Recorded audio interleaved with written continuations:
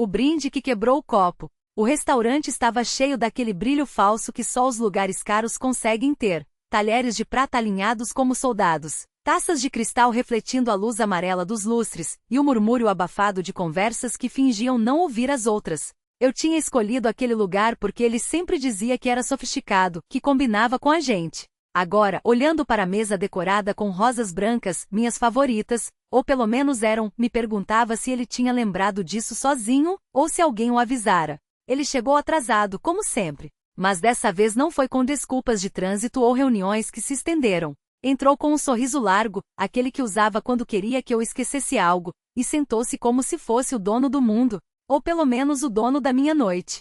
Feliz aniversário, amor, disse, inclinando-se para me beijar. Seu perfume era diferente. Mais doce, quase enjoativo, como se tivesse borrifado algo por cima do que já usava para disfarçar. O jantar correu num ritmo estranho, entre risadas forçadas e silêncios que ele preenchia com histórias de trabalho. Até que veio à sobremesa, um bolo de chocolate com velas, porque ele sempre lembrava que eu adorava chocolate. Ou pelo menos lembrava. A garçom aproximou-se com a bandeja, mas antes que eu pudesse soprar as velas, ele levantou sua taça. Um brinde à mulher mais incrível que já conheci, disse, olhando não para mim, mas para o fundo do salão. Segui seu olhar, e então a vi. Sentada 2 mesas atrás, com um vestido vermelho que grudava no corpo como uma segunda pele, estava ela. A mesma mulher das fotos que eu tinha encontrado no celular dele há semanas, a mesma que ele jurara ser só uma colega de trabalho. Ela ergueu sua taça em resposta, sorrindo como se fosse a anfitriã da minha própria festa. Meu estômago revirou. Não pela traição, isso já doía havia tempo, mas pela humilhação pública, pela maneira como ele tinha planejado aquilo. Como se eu fosse burra demais para notar. Você é nojento, falei baixo, mas com uma firmeza que me surpreendeu. Ele riu, como se eu tivesse feito uma piada. Até que viu meu rosto. O que foi, amor? Provocou, ainda com a taça levantada. Não gosta de brindes? Foi quando levantei. Não gritando, não chorando. Apenas peguei meu casaco, joguei a bolsa no ombro e me virei para sair. Mas antes parei ao lado da mesa dela. Parabéns, disse, olhando nos olhos da amante. Você ganhou um prêmio de consolação. Ela abriu a boca, mas não saiu som. Talvez porque no mesmo instante, ele tenha se levantado com tanta força que a cadeira caiu no chão. Os olhares do restaurante viraram para nós. Você é uma ingrata. Berrou, o rosto vermelho, as veias do pescoço saltando. Tudo que eu faço por você, e você age assim? Os garçons se entreolharam, incertos se deviam intervir. Eu apenas sorri, um sorriso frio, daquele tipo que dói nos lábios. Você não faz nada por mim, há anos respondi. A não ser me envergonhar. Ele avançou como se fosse me agarrar, mas parou quando a gerente do restaurante apareceu ao meu lado, discreta mas firme. Acho que a senhora deveria ir, disse ela, mais para ele do que para mim.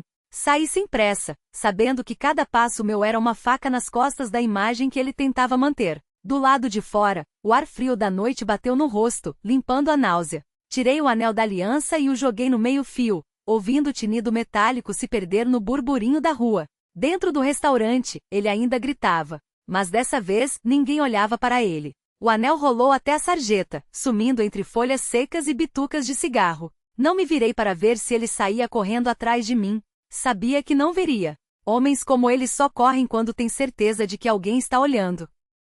Caminhei até o ponto de táxi sem destino certo, só com a necessidade de me afastar. O motorista, um homem de bigode grisalho e olhos cansados, nem perguntou para onde. Bastou um aceno meu e ele partiu, como se já soubesse que eu precisava de silêncio. As luzes da cidade passavam borradas pela janela. Pensei em ligar para minha irmã, mas desisti. Ela me diria o que eu já sabia, que demorei demais, que deveria ter ido embora há anos, que ninguém merece ser reduzida a um acessório de mesa de jantar. Mas não era sobre merecer, era sobre aguentar. E eu tinha aguentado até o momento em que o garçom serviu o vinho e ele, com aquele tom condescendente que usava quando queria me humilhar, disse: Você deveria aprender a escolher melhor, querida. Esse aqui é barato demais para o nosso padrão. Nosso padrão. Como se eu ainda fizesse parte daquilo. O táxi parou em frente a um hotel modesto, daqueles que não perguntam seu nome se você pagar em dinheiro. O recepcionista, um rapaz de olhos fundos, deslizou a chave pelo balcão sem fazer perguntas. O quarto cheirava a desinfetante e solidão, mas era meu. Pelo menos por uma noite. Tirei o vestido, aquele que ele tinha escolhido, claro, porque o azul marinho disfarça suas imperfeições, e o joguei no canto. Fiquei só de calcinha e sutiã, olhando meu reflexo no espelho embaçado do banheiro. Havia marcas que eu não via há tempo, os ombros tensos, os lábios sempre apertados, como se estivessem se preparando para morder. Mas os olhos eram diferentes. Não havia mais medo neles. Só um cansaço profundo, e abaixo dele, algo que poderia ser alívio. Tomar um banho quente foi um ato de rebeldia. Deixei a água queimar minha pele até ficar vermelha, como se pudesse lavar não só o suor, mas também os anos de desculpas. As vezes em que eu tinha engolido palavras afiadas só para manter a paz. Quando saí, a pele ardia, mas o peito estava mais leve. Deitei na cama, nu, sem pressa de cobrir o corpo. Peguei o celular e pela primeira vez em meses não havia mensagens suas. Nenhuma ligação perdida, nenhum "onde você está?", escrito com a fúria de quem se sente donos dos seus passos. Sorri de novo, desta vez sem dor. Na manhã seguinte acordei com a luz cinzenta da cidade filtrando pelas cortinas finas. Não havia pressa. Não havia compromissos. Só eu, uma xícara de café ruim do corredor do hotel e a certeza de que, pela primeira vez em muito tempo, o dia era meu. Vesti uma calça jeans e uma camiseta que encontrei no fundo da mala, roupas que ele odiava, muito casual, muito comum, e saí sem maquiagem, sem ajoelhar o cabelo, sem me importar se alguém acharia que eu estava descuidada. Caminhei até uma padaria, senti o cheiro de pão quente, comprei um croissant e o comi na calçada, com os dedos sujos de manteiga. Passaram por mim mulheres de salto, homens de terno, casais que se olhavam como se fossem donos um do outro. Ninguém me reconheceu. Ninguém sabia que até ontem eu era a esposa de fulano, a mulher que sorria nos jantares enquanto ele contava piadas que só ele achava engraçadas. Agora, eu era só uma estranha comendo pão na rua. E estava bem assim. Quando voltei ao hotel, a recepcionista me chamou. Havia uma envelope sobre o balcão com meu nome escrito à mão. Não era a letra dele. Abri com cuidado, como se pudesse ser uma bomba. Dentro, só uma chave. E um bilhete, se precisar de um lugar para ficar. Não pergunto, não julgo. Clara. Não conhecia nenhuma Clara. Mas guardei a chave no bolso, como se fosse um talismã. Talvez fosse hora de conhecer. A chave pesava no bolso enquanto subia as escadas do hotel, como se soubesse mais do que o sóbrio que viria a seguir. O quarto estava igual. A cama desfeita, a mala aberta no chão, a janela entreaberta deixando entrar o barulho dos carros e o cheiro de chuva que ameaçava cair. Sentei na beira do colchão e tirei os sapatos, observando os pés inchados de tanto caminhar. Não doía. Era só uma sensação nova, como se eles pertencessem a outra pessoa. Clara. O nome soava familiar, mas não conseguia colocá-lo em nenhum lugar. Talvez uma conhecida de fulano, alguma mulher que ele mencionara entre um gole de uísque e outro, enquanto eu sorria e acenava com a cabeça como se estivesse ouvindo. Ou talvez não. Talvez fosse apenas uma estranha que, por algum motivo, decidirá me estender uma mão no momento em que eu mais precisava de uma porta. Desci novamente, desta vez sem rumo. A cidade estava úmida, as luzes dos postos de gasolina e das lojas de conveniência refletiam nas poças que se formavam nas calçadas. Andei até sentir o cansaço nos ossos, até os prédios se tornarem borrões cinzentos. Foi então que vi o letreiro, café da esquina com as letras descascadas e uma lâmpada piscando sobre a porta. Dentro, o vapor do café se misturava ao cheiro de pão doce e ao som baixo de um rádio tocando uma música antiga, daquelas que minha avó cantava enquanto amassava farinha. Sentei em um canto de costas para a parede. A mulher atrás do balcão tinha as mãos grossas e os cabelos presos em um coque desarrumado. Ela não me olhou com pena, nem com curiosidade. Apenas deslizou um bule de chá e um prato com biscoitos na minha direção, como se já soubesse que eu precisava de algo quente. "A Clara que te mandou?", perguntou, enxugando as mãos no avental. Assenti, surpresa. "Ela disse que você viria", continuou, servindo o chá em uma xícara de porcelana trincada. "Não hoje, não amanhã, mas que veria." "Como ela sabe?" A mulher riu, um som rouco e sincero. "Clara sabe das coisas. Sempre soube." Bebi o chá devagar, sentindo o calor se espalhar pelo peito. Não havia pressa. Não havia ninguém esperando por mim em lugar algum. Pela primeira vez em anos, o silêncio dentro de mim não era vazio, era espaço. Espaço para respirar, para existir sem justificativas.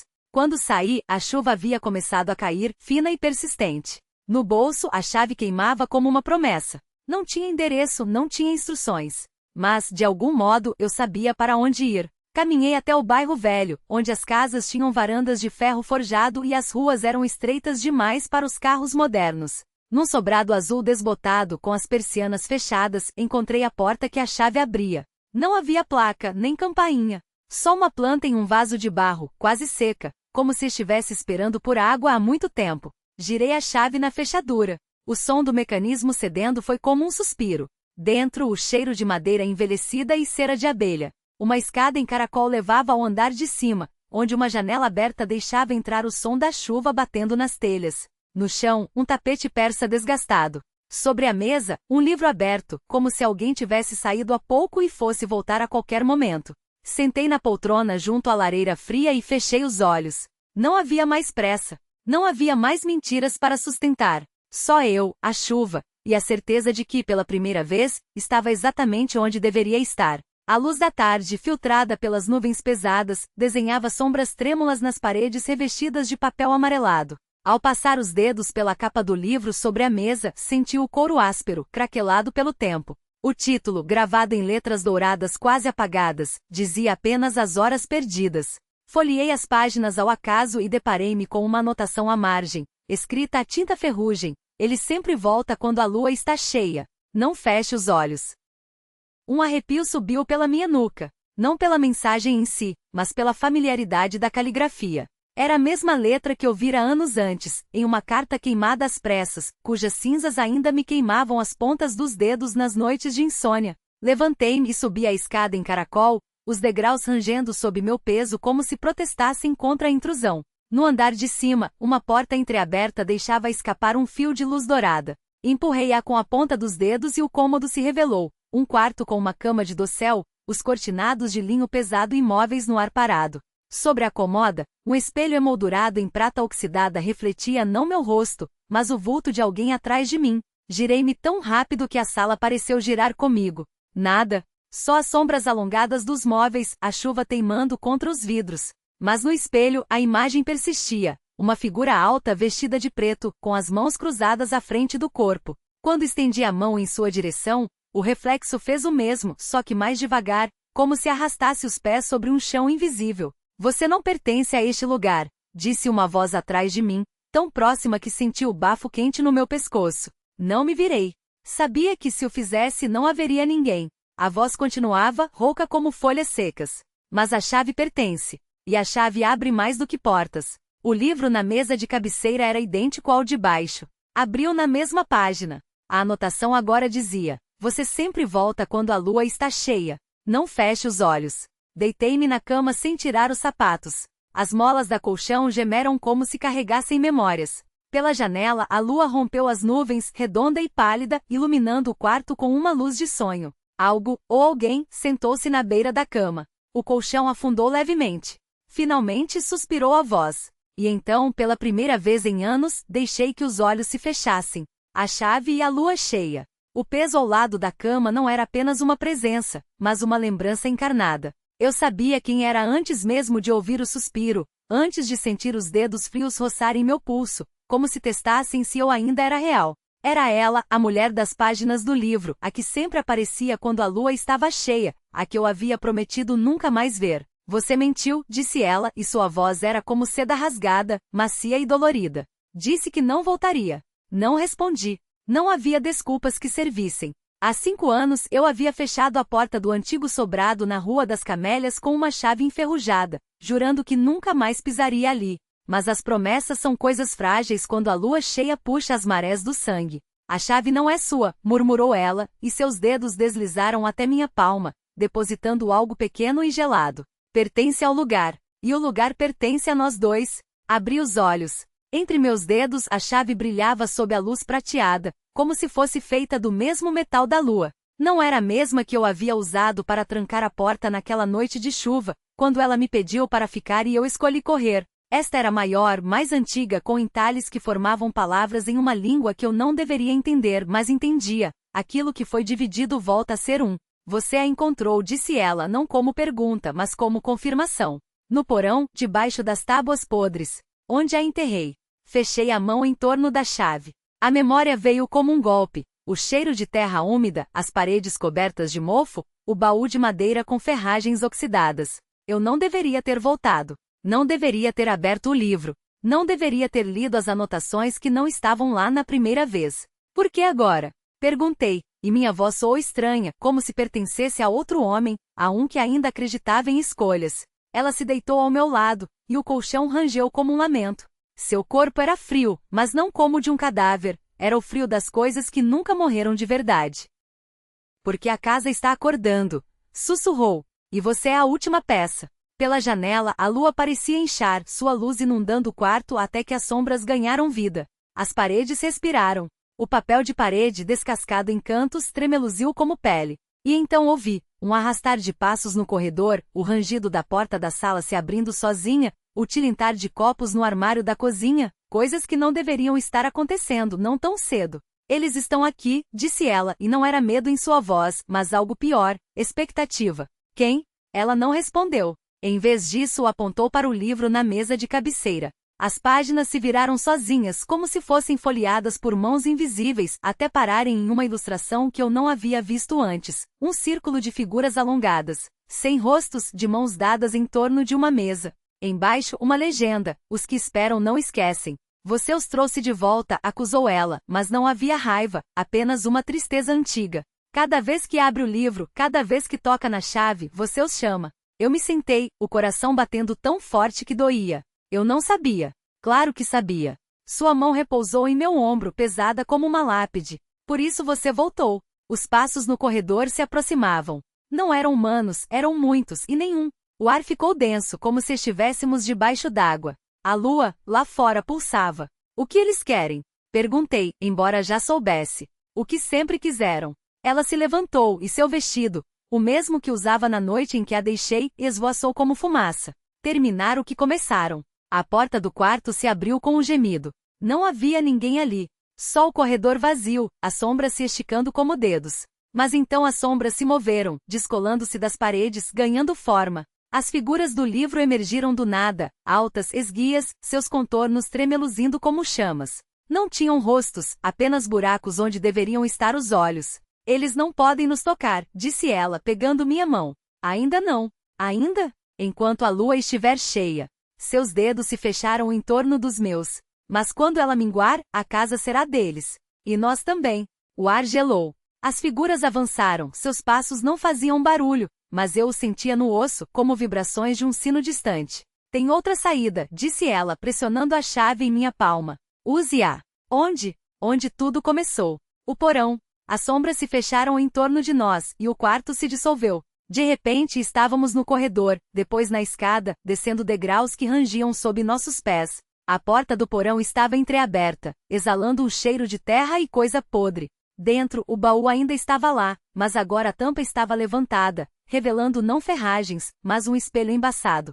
É uma passagem, disse ela. Mas só abre para quem pertence ao lugar. E eu pertenço? Perguntei, embora já soubesse a resposta. Ela não respondeu. Em vez disso, apontou para o espelho. Nele não vi meu reflexo, mas o quarto de cima vazio. A lua, através da janela, começava a perder seu brilho. Eles estão vindo, sussurrou ela. Não temos muito tempo. Coloquei a chave na fechadura do baú. Ela girou com um estalo, e o espelho tremeu como água perturbada. Por um segundo vi algo do outro lado, uma sala iluminada por velas, uma mesa posta para dois, e uma figura sentada, esperando. Não era ela. Não era eu. Era nós. Vamos, disse ela, puxando-me. E então saltamos. Do outro lado. O ar cheirava a cera de velas e papel antigo. A mesa estava posta com pratos de porcelana tão finos que pareciam feitos de gelo. Na parede, um relógio marcava sempre a mesma hora, meia-noite. E lá estava ela, sentada à cabeceira, com um sorriso que era ao mesmo tempo saudade e advertência. Bem-vindo de volta, disse. Não era a mulher do corredor. Não era a que me puxara para o espelho. Era ambas e nenhuma. Seu vestido era branco, imaculado, mas nas mangas havia manchas escuras como tinta ou sangue seco. Onde estamos? Perguntei, embora soubesse. Em casa, respondeu ela, servindo vinho em 2 cálices. O lugar onde tudo começa e termina. Pela janela, a lua já não estava cheia. Era um crescente fino, como uma cicatriz no céu. E eles? Perguntei, lembrando das sombras. Esperando. Ela tomou um gole do vinho, que era da cor de rubis. Como sempre esperam. O que acontece quando a lua minguar completamente? Ela não respondeu. Em vez disso, estendeu a mão sobre a mesa, e eu vi o anel em seu dedo, o mesmo que eu havia jogado no rio anos atrás, quando pensei que poderia escapar. Você nunca escapou, disse ela, como se lesse meus pensamentos. Só adiou. O relógio bateu. Uma vez, duas, três, e então as velas se apagaram. No escuro, ouvi o som de muitas mãos batendo na porta. Não era madeira que rangia, mas algo mais antigo, mais faminto. Ela pegou minha mão. Agora, sussurrou, nós dançamos. E quando a porta se abriu, não havia mais sombras. Só nós.